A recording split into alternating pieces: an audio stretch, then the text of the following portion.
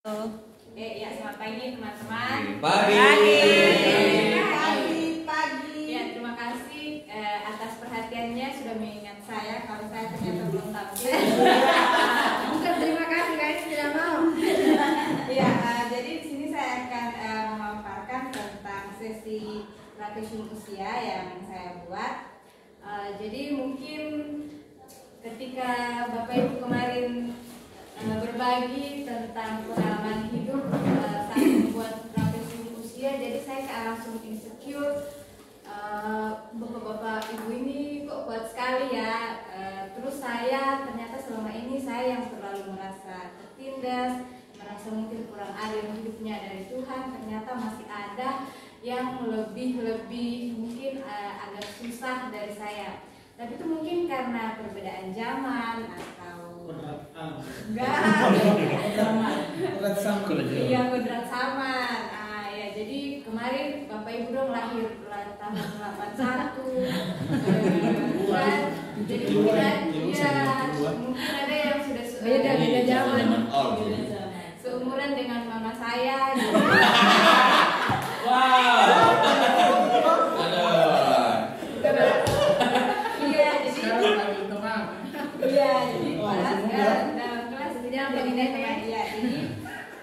Saya waktu kecil itu tidak masuk TK karena di lingkungan itu tidak ada TK.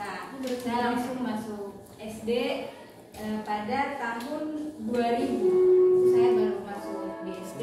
Hari itu saya SD di Berau. Nah, di situ saya di Kalimantan. Kebetulan bapak saya kerja di perusahaan. Iya, jadi di sekolah itu saya hanya 2 orang yang Nasrani, maaf ya Bapak Ibu yang Muslim. Kami hanya 2 orang Nasrani. Jadi selama belajar itu sampai kita diajar yang berdoa yang Bismillahirrahmanirrahim. Nah, jadi sampai di rumah kan disuruh belajar itu. Jadi saya juga pulang belajar, disuruh belajar di sekolah, tapi di rumah dapat marah dari mama, gitu kan. Jadi nggak boleh, nanti kebiasaan. Nah, tapi untuk kami di sana saya sekolah di sana hanya setahun karena perusahaannya tutup. Habis itu pindah ke Toraja. Nah, pada saat SD itu saya mengalami broken home. Jadi saya adalah salah satu manusia korban broken home yang mungkin kehidupannya tidak seperti anak-anak lain yang mendapatkan perhatian full dari orang tua.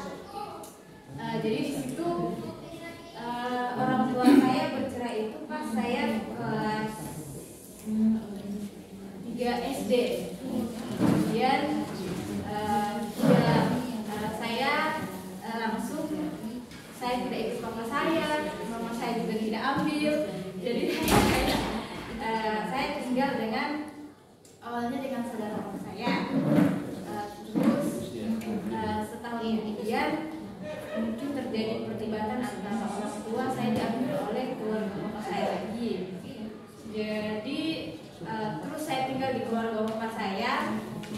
Terus dia juga memiliki anak. Di situ saya mulai insecure karena lihat gini ya, ternyata dia sama orang tua tuh minta apa-apa bisa, mau tidur bisa. Terus saya yang masih kecil harus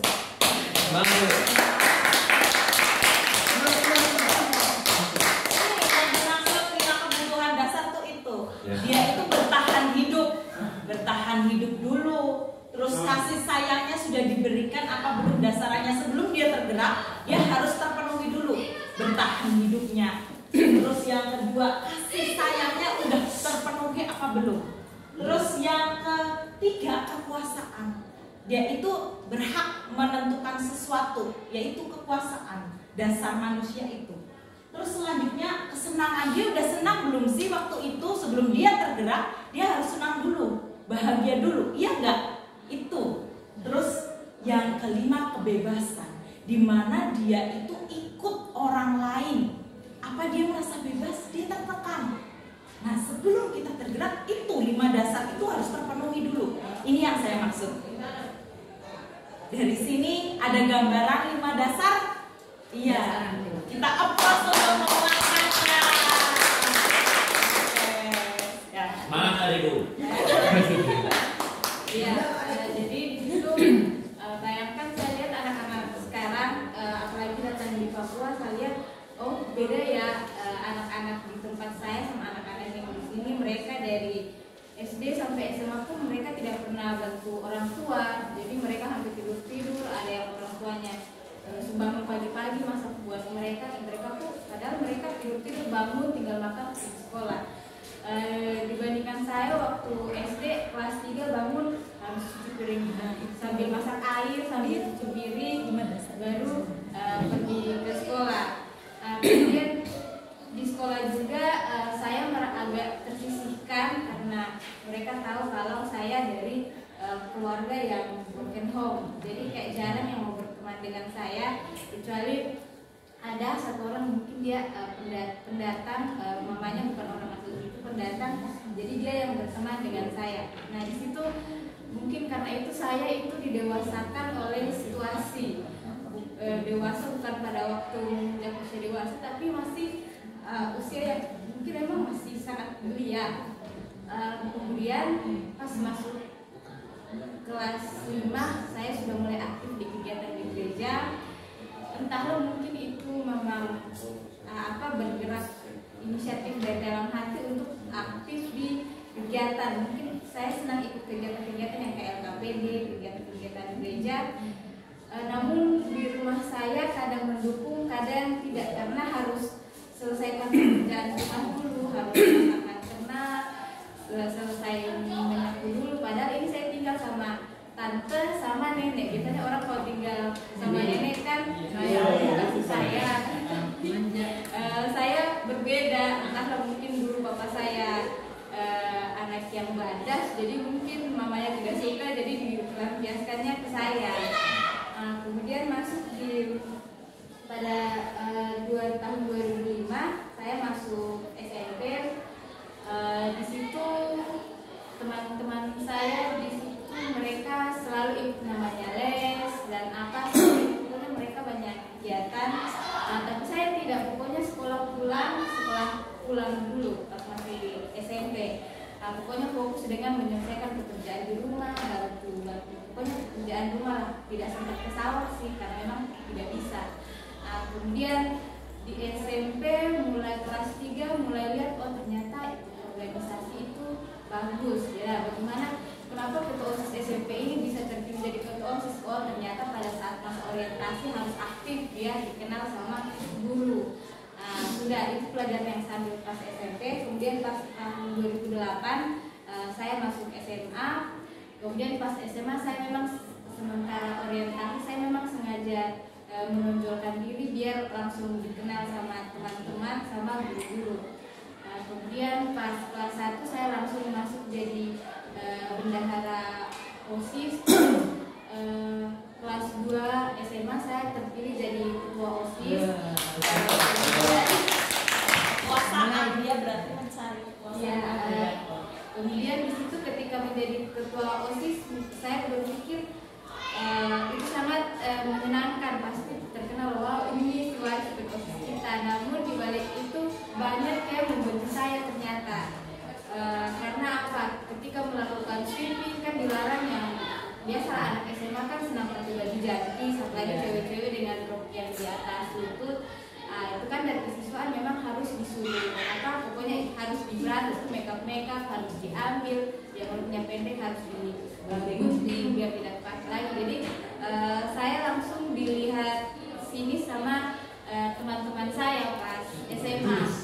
Ya, kemudian anak laki-laki juga. Jadi mungkin pas SMA bapak ibu sudah pacaran, tapi saya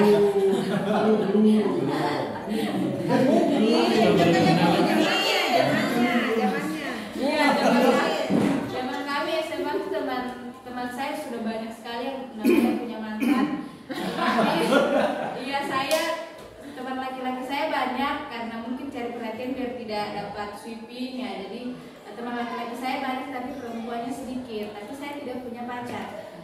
Kemudian di situ pas saya ada pelajaran agama pas SMA. Agama menurut agama. Iya, mungkin. Iya, ini agama Kristen. Terus guru agama saya mengatakan bahwa salah satu penyesalan terbesar dalam hidup itu ialah salah memilih pasangan hidup. Iya,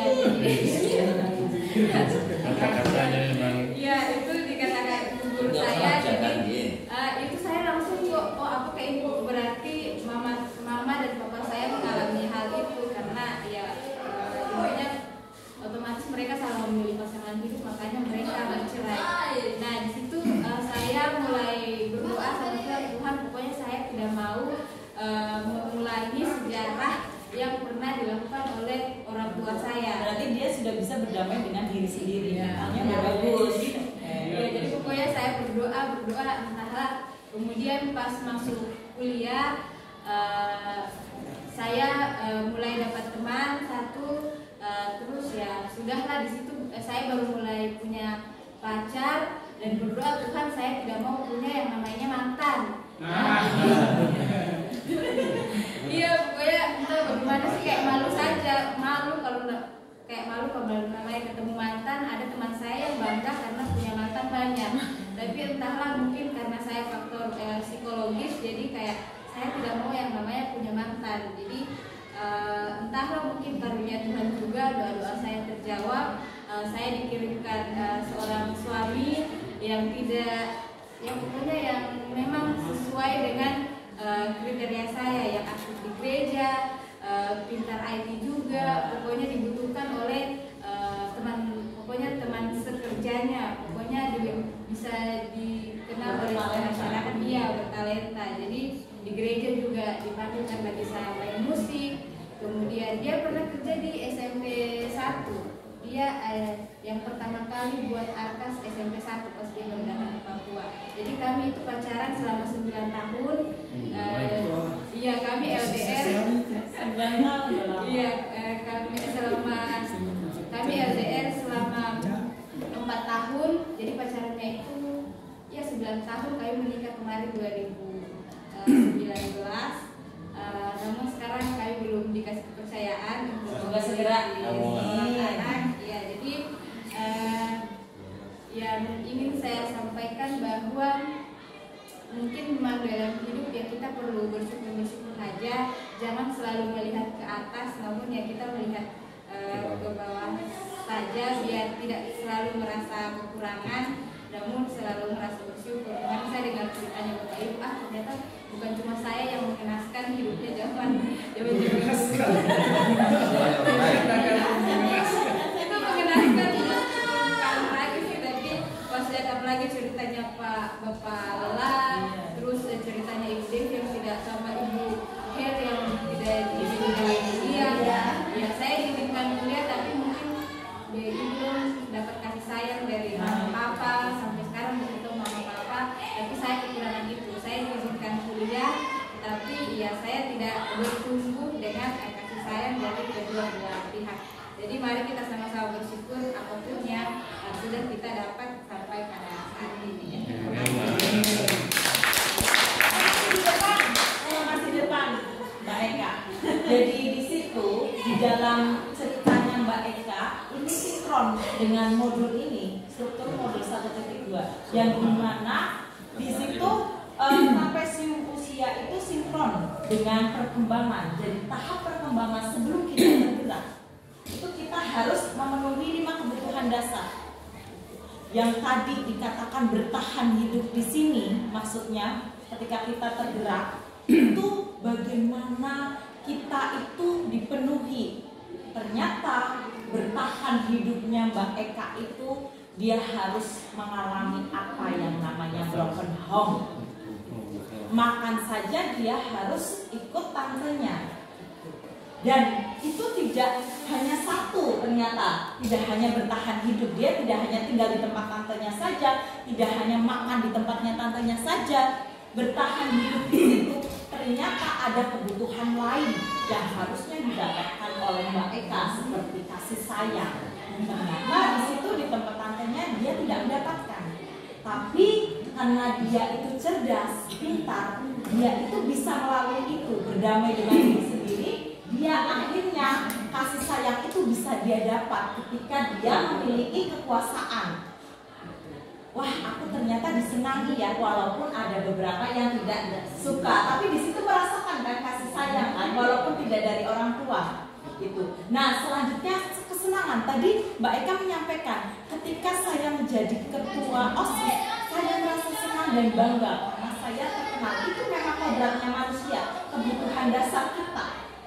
Selanjutnya itu kebebasan, di mana kita itu bebas. Mungkin bebasnya Mbak Eka ini tidak punya pasangan, tapi dia itu punya teman sampai 9 tahun itu, dan dia itu teman cowok banyak itu, tapi hanya teman. Tapi kan di situ dia punya kebebasan, tidak terkekang kan. Nah itu 5 kebutuhan dasar itu harus dipenuhi sebelum kita tergerak. Nah di sini Mbak Eka sudah tergerak nih. Nah selanjutnya ada yang namanya itu bergerak, yang dimana dia itu dipilih atau dia memotivasi intrinsik dirinya.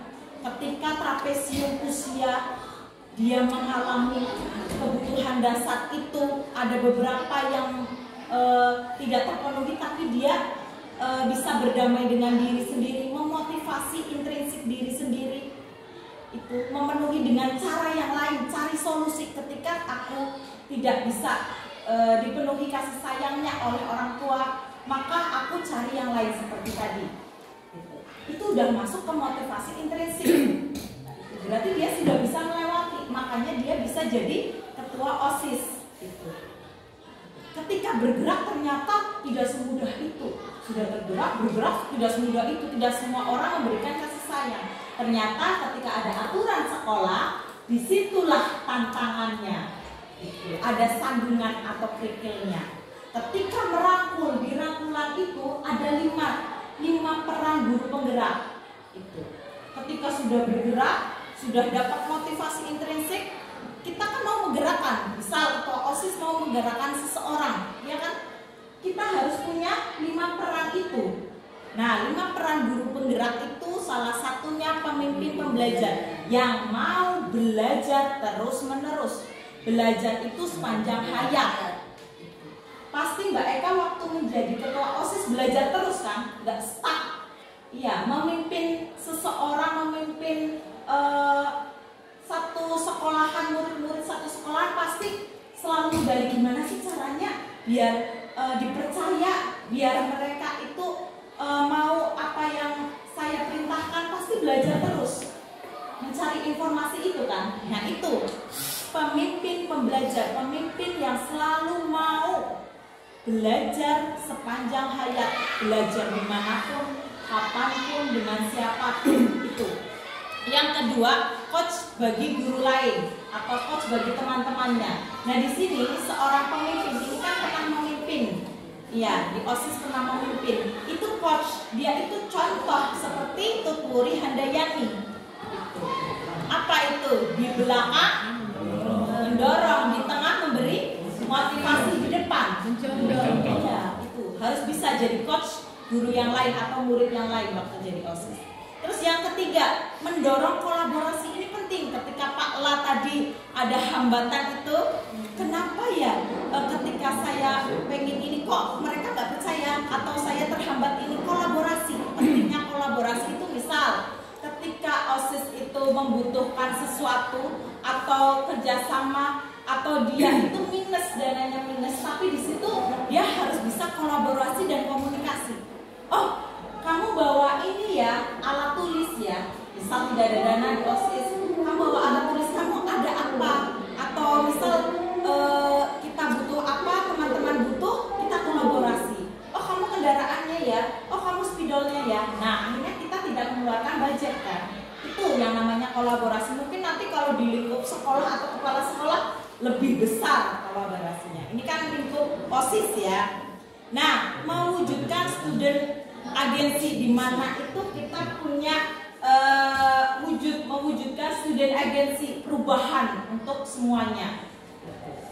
Nah di sini setiap program, apalagi kepala sekolah, OSIS, dan mungkin punya jabatan yang lain sebagai pemimpin, pasti pengen mewujudkan student agency atau perubahan. Inovasi yang tadinya berangkatnya banyak guru-guru yang tidak berangkat, tapi dengan itu meminimalisir kan. Nah itu perubahan. Itu harus punya student agency atau solusi untuk adanya perubahan. Tidak stuck, biarin aja telat nanti saya laporin aja. Itu kan tidak ada pergerakan. Itu harus ada pergerakan. Solusi seperti apa? Mungkin seperti yang Ibu Dev ini tadi, itu sudah ada inovasi. Itu udah bagus. Nah selanjutnya menggerakkan komunitas praktisi, yang dimana di setiap lingkup sekolah itu pasti punya komunitas praktisi. Nah kita boleh menyisipkan satu-satu. Seperti itu, ada gambaran. Aplaus untuk kita semua. Ya boleh konfirmasi silakan.